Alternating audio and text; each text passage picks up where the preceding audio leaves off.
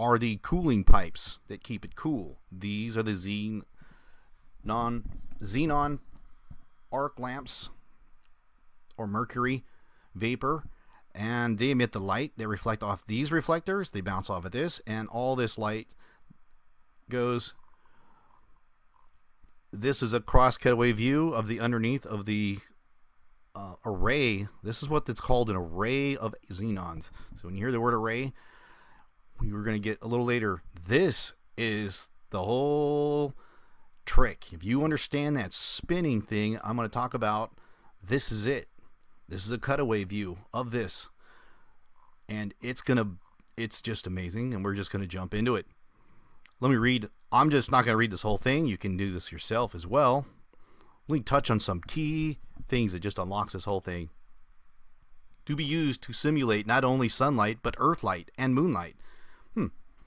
In order to provide sufficient illumination to simulate sunlight over a practically large area. That's why it's there. It is necessary to employ plural light sources, many of them. That's why it's an array. It is desirable to control the intensity of the illumination by varying the number of light sources that are energized. And let's skip ahead.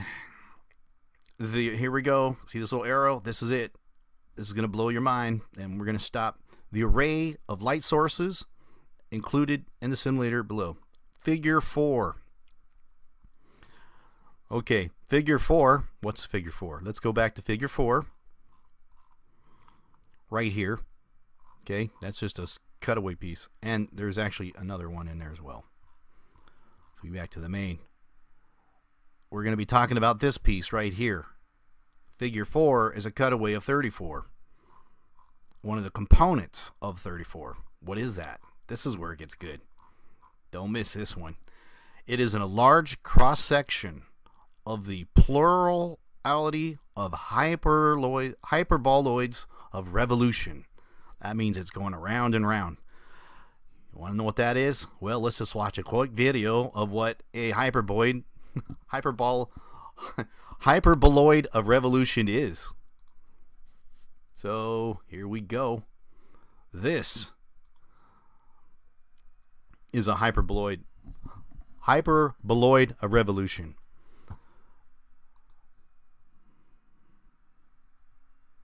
Okay, see that? Now I want you to imagine with me that there was a cluster of these according to the document. So I want you to imagine with me that there is another rod on the other side of this. Not just one side, but the other side. In fact, one here, one there, and probably 6, 7, 8 side, a whole cluster of them. And in this particular, when this thing rotates enough, it would simulate a 3-dimensional hyperbolic paraboloidal shape. So a cluster of these. Now, that little cutaway view we're going to look at is a cutaway view of this, of one of these blades. This is a bar here, so this is for you to help understand what we're looking at here. Okay, so this is a hyperbolic paraboloidal shape.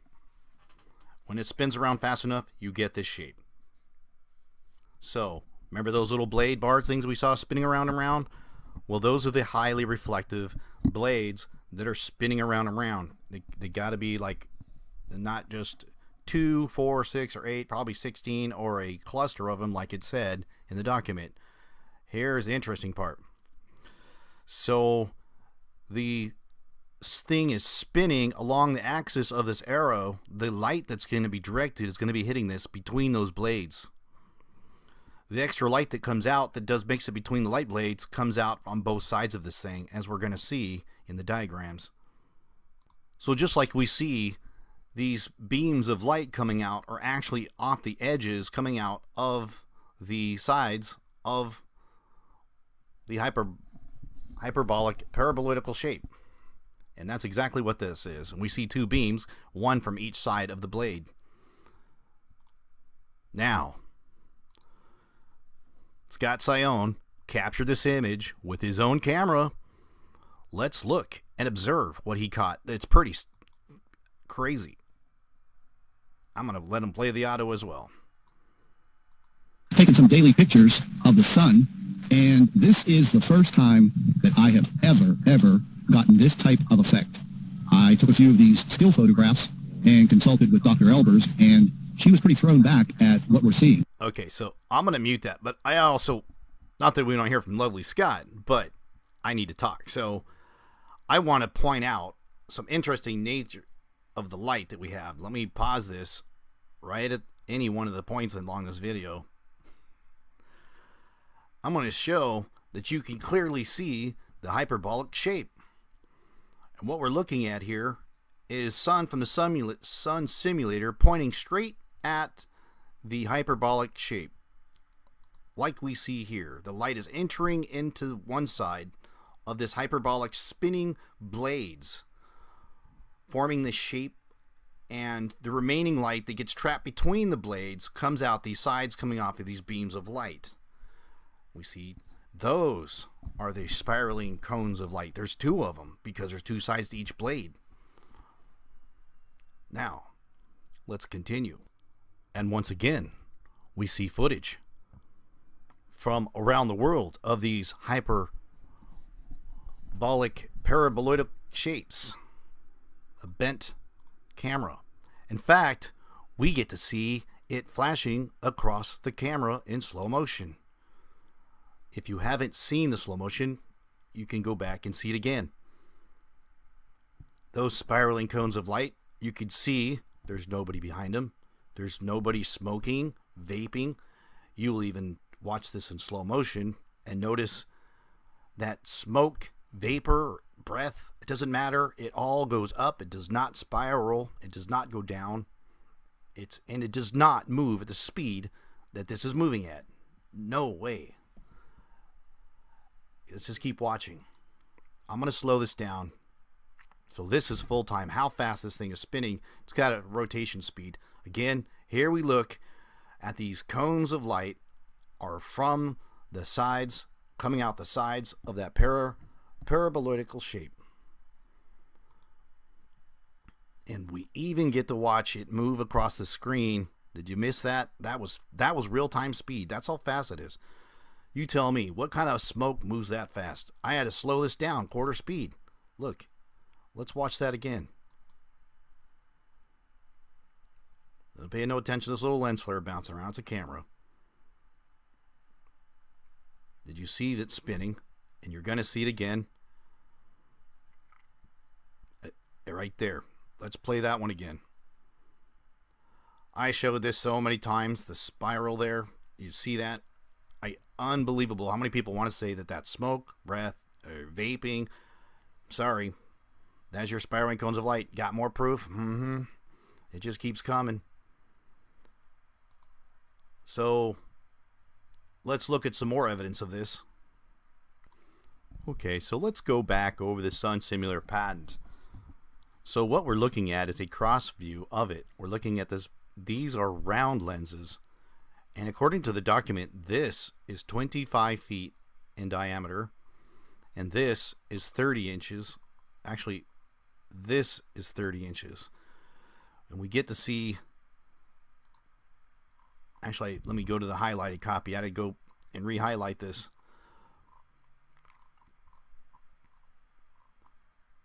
So we covered... So here we go. A hyperbolic reflector. It bears relationship with a parabolic reflector so that when a virtual focus of the hyperbolic reflector at the focal point of the reflector are coincidental and the light reflected from the hyperbolic reflector. Yeah, it just gets complicated, and I'll try and explain that. It's just the angles of... Actually, just keep reading, and I'll explain the angles of light. It's necessary, however, the center axis of both reflectors are coincidental. That basically means that the angle of light that's reflecting off both the parabolic dish and that parabolic thing we just looked at are coming off it from reflecting at the same angles. 40 degrees. And here it says when the main downwardly facing parabolic reflector is about 25 feet in diameter, which is where I showed you earlier. This right here. That was a main reflector, the biggest one. That's the missing piece we still need to see. So if anybody wants to leak that forward, send it to any one of us. We'd gladly show it out there and finally put this piece together. I'd like to see this thing reflect. So let me read a little further. It said one real light source is parabolic dishes. Pretty much a lot of mumbo jumbo. So with all that, let's go back to this diagram here and cover that. So this is a cutaway view of this reflector blade, figure 4, which is a cutaway view of one of those blades that I talked about. This is what's reflecting the light. This angle, 40 degrees, when the light comes from this angle, it's going to bounce off. It matches this angle up here. This is also 40 degrees. Now here is where NASA has been telling all of us, including the debunkers, that yeah, that sun simulator we keep pointing out is only a little test thing because they're testing it. That is correct, but that's not the whole truth. Because what this is, according to this diagram, this piece right here is the test. This thing is the test. This thing here. It was called number 10. We can go back. This is the testing unit. This is the lens, number 28. And what are they testing? The sun simulator. Okay? So they're testing a sun simulator. This is the lens. So this is the light culmination that we saw. That big disc, we're looking at it sideways, bounces this light, comes through. This is in a test lab though. Okay? But they're testing a sun simulator because you don't put something in space until you test it first. They don't drag the whole thing up there and turn it on and the angles are right. It doesn't even look right. So they want to test it here on the Earth. So those dimensions are going to be accurate. So the light bounces off this. It hits this hyperbolic reflector. It bounces this. All the light, you can see the arrows, comes down, goes through this lens aperture, which now this is no longer here during in the test lab because they were testing it. But they removed all this. And so the light comes through here, through this aperture, through this lens, and they could change the focal point here. This figure 30 is pointing out this multi-facet reflector. And the reason why it's a multi-facet reflector, like we see here, multi-facet reflector. Why would they need a multi-facet reflector there? That's because when they turn on the lens array, if one of those xenon lamp goes out, it evenly distributes this light all the way back to the main. Let me show you again. If one of these reflectors fails or turns off during the cycle of turning these off and turning it on, remember, maximum light brightness is all fire on all cylinders. If they want 25% light, they turn just 25%. It's not really a dimmer switch. They turn more of the lamps on. So if one of these will fail, this thing will evenly distribute any one of these completely evenly across this dish and then bounce it back through this main lens here.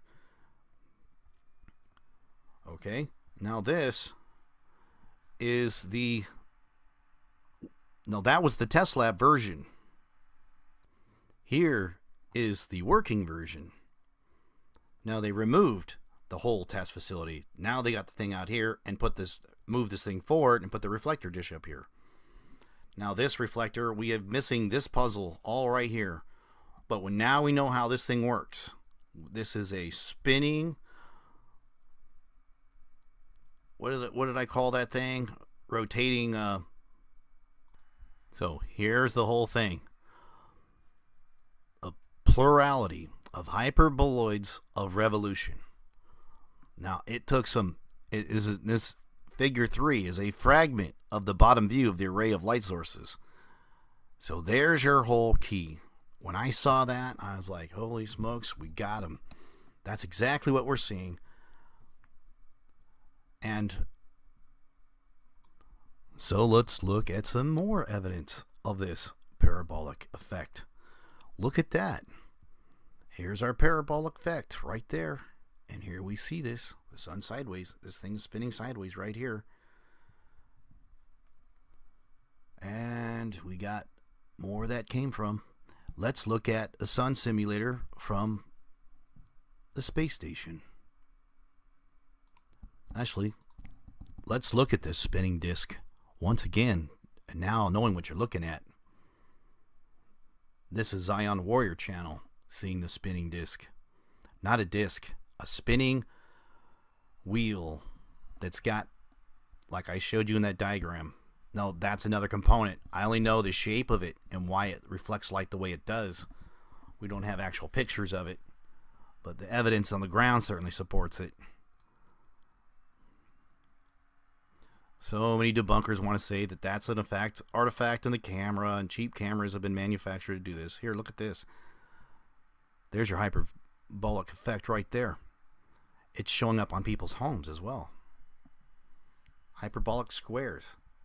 Star Miller showed me photos from back east, where she's from. Look at this thing.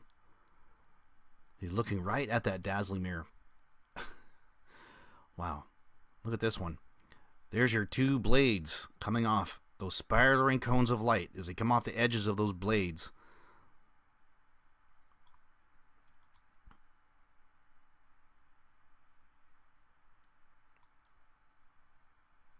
And then here we get over in another shot in Australia.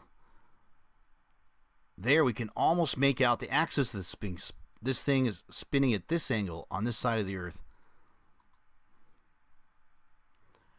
Remember, we caught this from the space station, so we know the altitude this thing's at.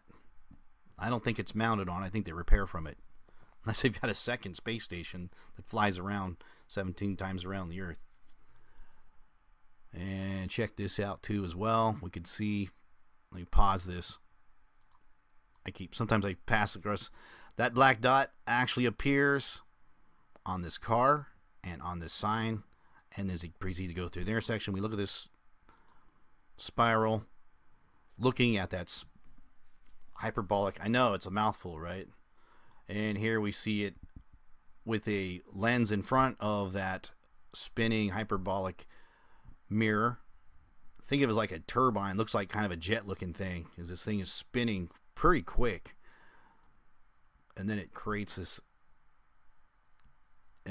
Here's another effect that we see because of the lens, creating it more of a light, making it lower. That's not the actual projector. It's just an image. It looks like a hologram, but it's calling it projection.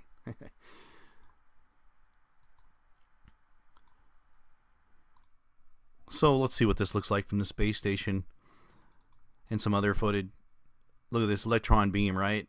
Again, those spiraling cones of light. I know that this is an experience. This has nothing to do with it. Sorry.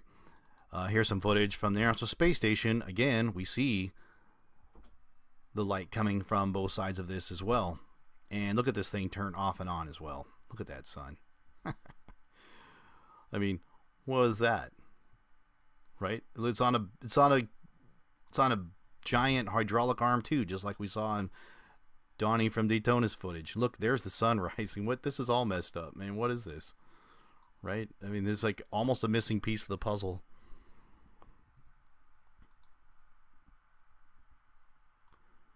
Oh yeah, some footage from MB3. Some of us all seen this. So there's the actual sun simulator disc. Looks exactly like we saw from Donnie from Daytona.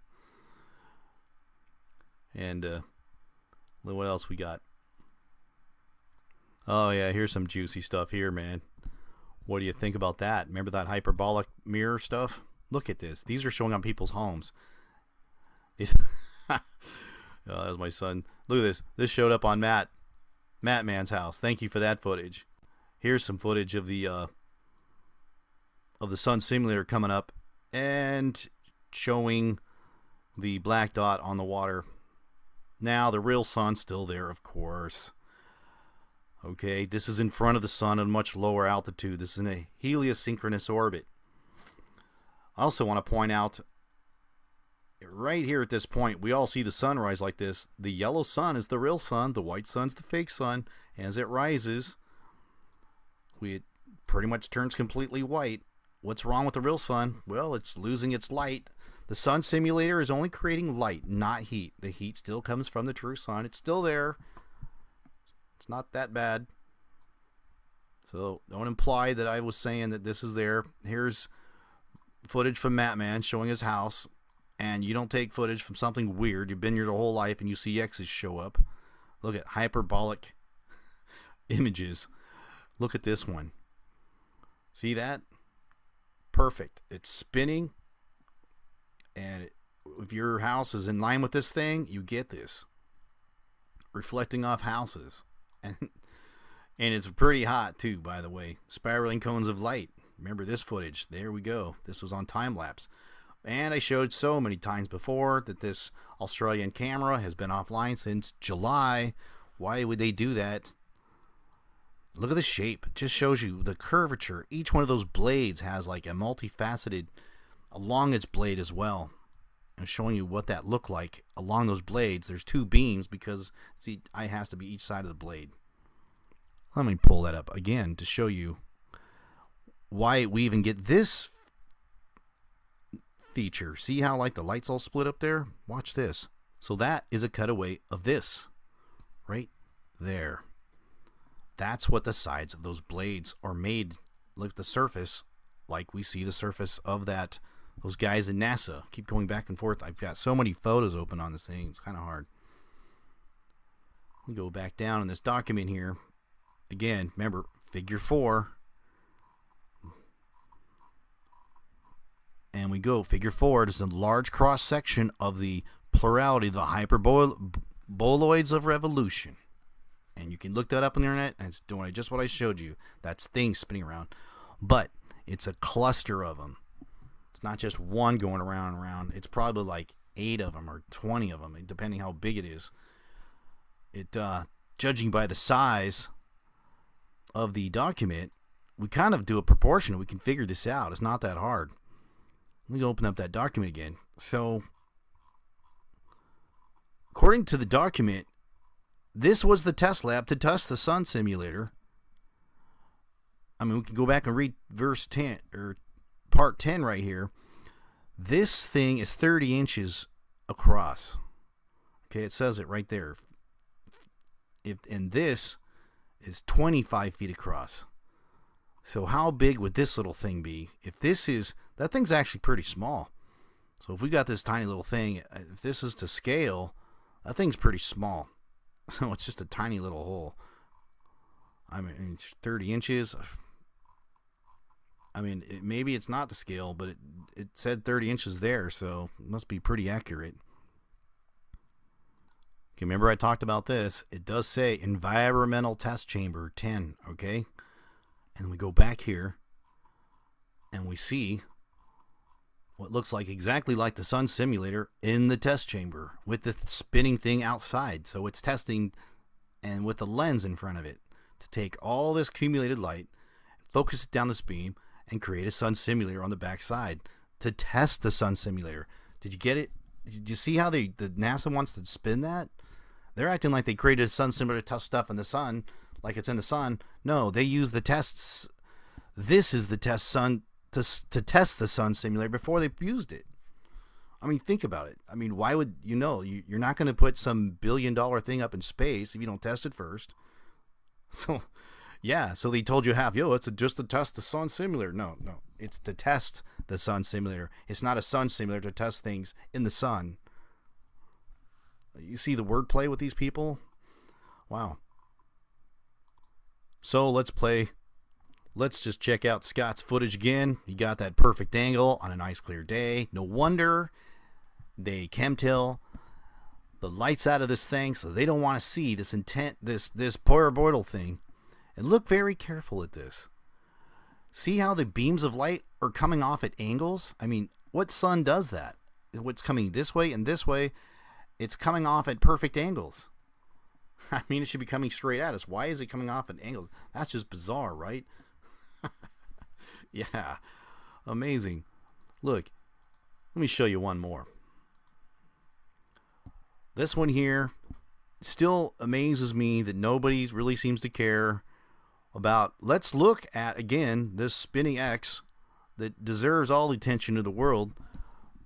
This is on a slowed down time lapse in Scotland of a giant X remember, all that spinning thing also goes through another lens. I do know that. I'm going to pause it right when the perfect X forms. That thing must be cooking the side of that cliff, and it went across the house. It almost would have caught it on fire. So please give this a thumbs up. Support us all. We're working hard. I just spent 3 hours going and this, preparing the material and evidence and proof to show you the perfect, with only a couple pieces missing. So thank Donnie and everybody else who's helped that we unraveled this amazing mystery of the sun simulator. You've seen the working footage of it. It's real. And if you don't think it is, you tell me. You got trolls only got a couple of choices. You're going to say that is CGI, which is pretty pathetic because you can run that through photo editor and you could look at it. It's not Photoshop, or it's not used as a sun simulator. Then prove to me what it's used for. Some Hollywood stunt show in total darkness? Just show me. Late footage, not early stuff, okay? Because I'm sure I wouldn't be a bit surprised if NASA goes and puts on a Hollywood video and says, oh, no, this is what we use to light up Hollywood. Yeah, this is the new lighting system we have. We don't use those umbrella ones like we do anymore. We're just going to do that. Yeah. All right. I think I showed you enough. I think I pretty much thoroughly covered this point by point and breaking this down in the confusion of it. This thing here is the test for this. They put a lens in front of it so they can focus the light, vary the diameter of this beam right here. But this is the test setup. All they had to do is convert this, move this back over, and now I showed you the actual version of it. So please copy, like, and share. Hit that subscribe button. Visit often because they have been unsubbing us, and you know you're on a good channel if you're getting unsubbed. They can't like our channels, and funny things happen when you follow us. So spread this, mirror it, do whatever you want. Have a blessed day.